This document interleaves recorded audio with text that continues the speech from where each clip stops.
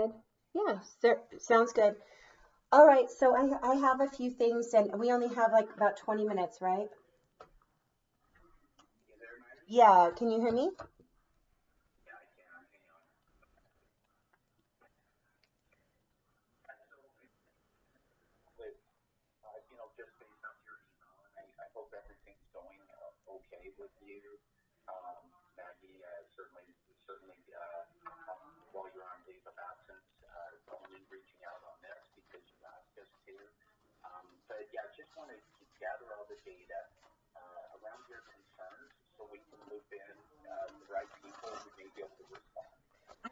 I'm happy to do that. So who all is aware of this at this point?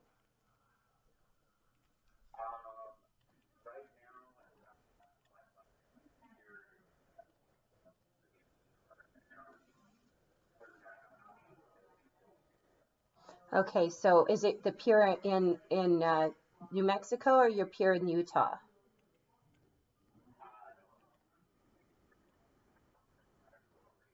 Okay, so the director of HR is involved, and so is RT.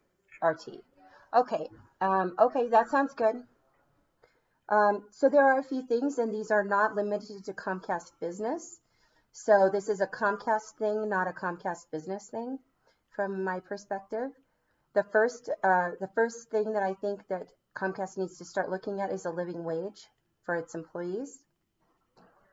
Uh, no, living wage, a living wage. You know, a wage where you can afford to live and not have to have food stamps to be able to get by.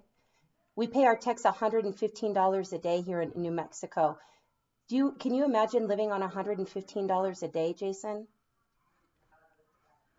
So a living wage, a wage where you can pay your bills and eat and maybe go out to dinner with your family, something like that. Next, female to male pay differential. It's still not right. I just talked to a gentleman who left the year before that I left. The year before, this was after I got my raise for the pay differential between women and men. Guess what? He was making 10 grand more when he left Comcast than I was making now. 10 grand more in his base salary. There's a problem there, Jason, and that's going to have to be looked at. The metric and measurement process, the arbitrary metrics that you're forcing onto employees, you're making their lives miserable, you're making them not as good at what they do, and you're making them not happy in their lives. The metrics that it's the metrics. So that's the third one.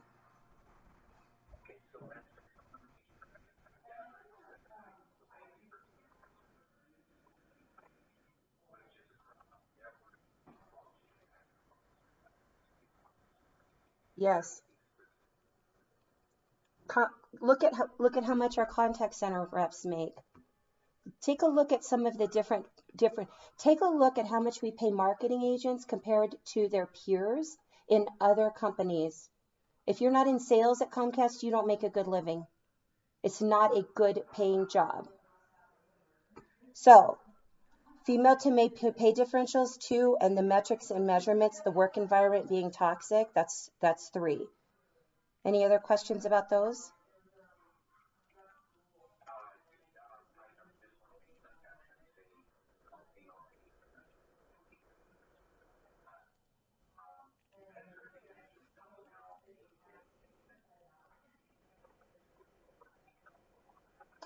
Yeah, good question. Yes, good question. Okay, so there are many areas where this is a problem, but the biggest area is opportunities built. So here's what's happening. You guys are telling us that you need us to meet a certain metric, and I understand you recently lowered that metric, and that was very kind of you. But the reality is that on an operational perspective, you guys are not hiring and keeping PMs because you're not paying them well enough. And so what ends up happening is we sell something and then we're supposed to be able to walk away and we're doing operations most of the hours of the day, most of the hours of the day.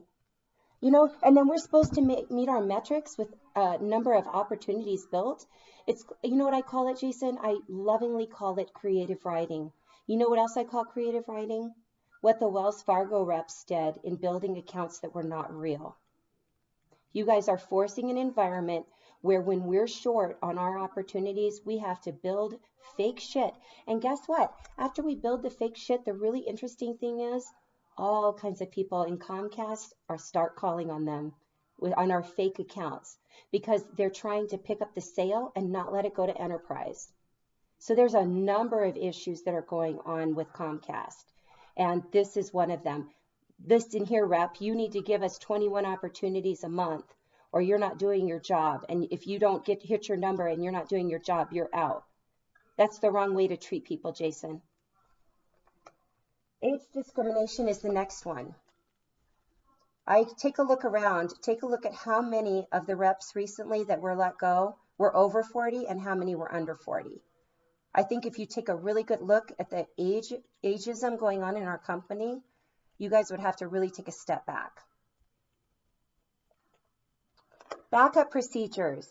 So the reason why my nervous breakdown was compounded was because I could not take PTO for my mental illness.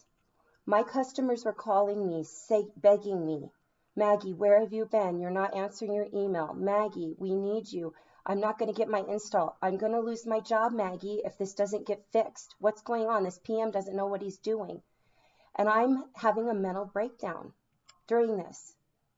And I have to say, I'm on disability right now. I'm so sorry. I can't help you. And I want to cry because I'm in over my head. And so you know what I did? I got a good night's rest because nobody was answering my emails. No one was answering my phone calls for those 3 days that I was out. My customers were panicking. So I came in and I worked for 2 straight days. And you know why I did that? I had to do that because my customers were not going to get their deliverables. That's how much I care about my job. That's how much we care about our jobs. We will bend over backwards for the customer, and then our company turns to us and says, we need more from you. Where's your 3 more opportunities for the month? It's not the right way to treat people.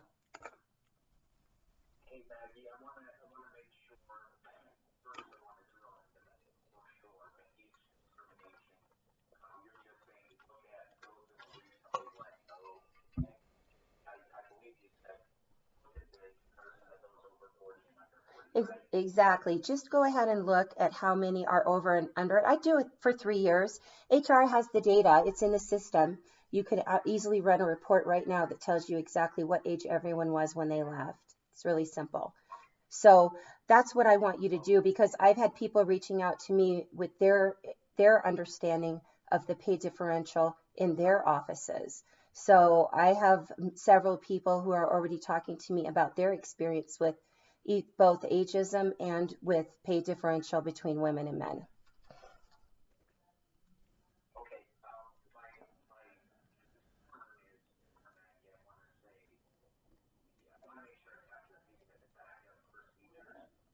Yeah. So like when I'm out, when I'm absent, who's going to cover for me so that my customers get what they need?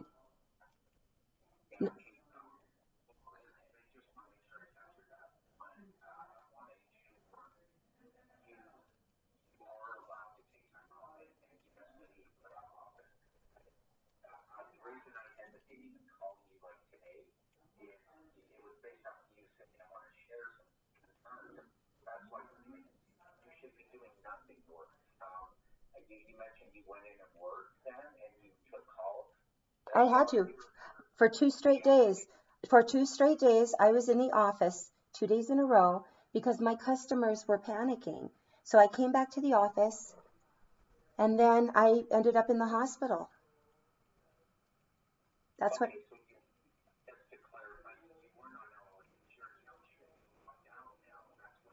no. Well, that's the weird thing, Jason. I'm in Teams right now. How is it that I'm in Teams? I don't think that they've done their homework. So, I mean, the thing is that there are practices that are focused on shareholders and not employees, and it's been like this a long time.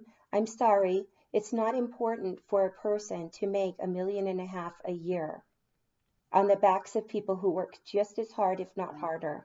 And I'm so tired of people thinking that things are never going to change. We just need to accept it. That's just the way that life is, and we get taken advantage of, and the people at the top, they laugh all the way to the bank. You guys are trying to build up our stock by lying to shareholders about what we're building in our systems. That's fraud. That's not a healthy way to run a business. And what you're doing it is you're doing it on the backs of important, very intelligent people, extremely intelligent people. And you're taking advantage of them, and you're giving them nervous breakdowns because you don't treat people correctly. And that's what this is about. I never want to see a dollar. I'm never going to sue Comcast. You have my word on it. I don't care about money. I don't think that it's right that you're treating people like this. You treated me like crap, Jason, and you know it. You fired Joel Erickson. You fired Joel Erickson because he was 3 points away, and he was mentoring 2 people at the same time. And he's over 40, by the way. You were part of the problem, sir, and that's why I'm very interested why they had you call me. Why you? Well, I'm gathering information again, and I hear this speak about gathering information. I handle that, and I want to make sure that we're giving you time to recover. And that's why we have LOA leave of absence. Okay, I think I know where you're going with this, Jason. Listen, this isn't about my work, okay? I'm not going back to Comcast. I can't. I just can't. I feel like it was an abusive relationship for me the last year, and I don't think I can ever go back to that. So this isn't about me and my job. As far as I'm concerned, that's not a problem. I don't have a job there anymore. What this is about is my personal mission to try to take the knowledge that I now have and help the world be a better place than it is now. That's what this is about for me. When I work with people who are crying because they can't pay their bills because they work in a call center for Comcast, and the second they get to $12.50, they're moving somewhere else where they get better food or a nicer boss. That's not how people should live, Jason, not when you're an adult.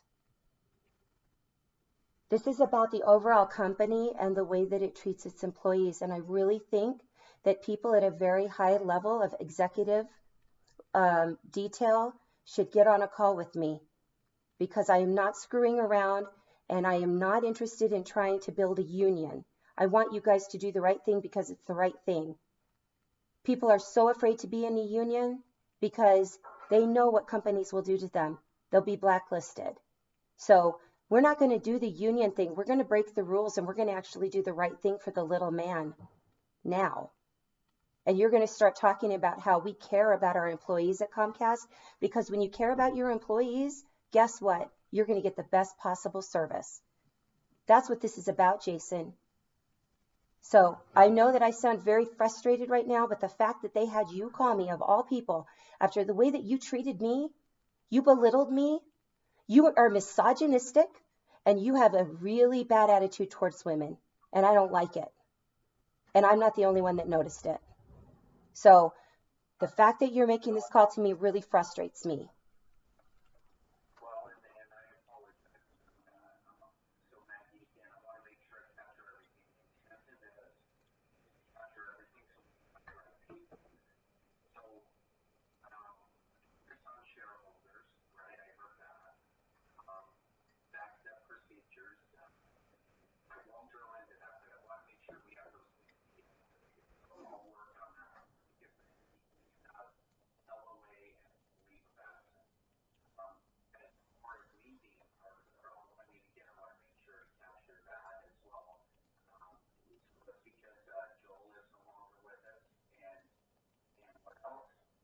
I don't think you understood that. Joel was an example, Jason. Maybe you're not following me. Joel was just one person who was let go after you took over. And Joel was a mentor. He was a mentor to 2 people at the same time. And on his rolling 90, he made 67% to quota, and you let him go. And when I confronted you about it, you told me that it was because of activity. And I laughed in your face and I said, you gave his accounts to Matt Hansen. Check Matt Hansen's activity and check Joel's activity. Joel buries Matt in activity. But guess what? Matt is not only under 40, but he's extremely handsome. He's very marketable. You guys, we see what you're doing. Do you know, look at the women in our company, Jason. How many sales reps in my position would not be an 8 to a 10? They're all beautiful. And then I want you to look at the men in the same position. And yeah, there are some really good looking guys, but you have to admit, they'll accept anyone who will put on a suit when it comes to men. Anyone that will put on a suit. So there is a huge problem with the culture. And it's not only me that knows about it. There's a whole bunch of employees talking about it. And the thing is that this culture issue is something you need to get your top attorney, you need to get your COO, you need to get your CEO, and we need to have a call. And we need to talk about what's wrong with Comcast, because you're not the only company doing this to people. This is about much more than Comcast. People need a living wage. They need good benefits. My child could not get mental health care because you cut mental health care out of our program. My child ended up in casement with cuts. And because you guys couldn't provide us decent mental health care? I'm sorry, how much did you make last year? How much did your boss make? How much did the CEO make? Fuck that. So get the people together. Let me know when you want to have a call and we'll have a call. But if not, I'm going to keep blowing up social media, and this is all going out there everywhere. There's nothing you can do to stop me.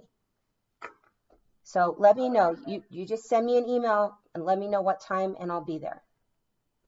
Got it? Thanks. Bye. Good fucking job. Fuck yeah, Mom. That fucking dickwad. You're a misogynist. He's a fucking Mormon. He's a Mormon. He talks about She straight up called him a misogynist. But she did. And I have it on video. Good. So whatever happens, happens.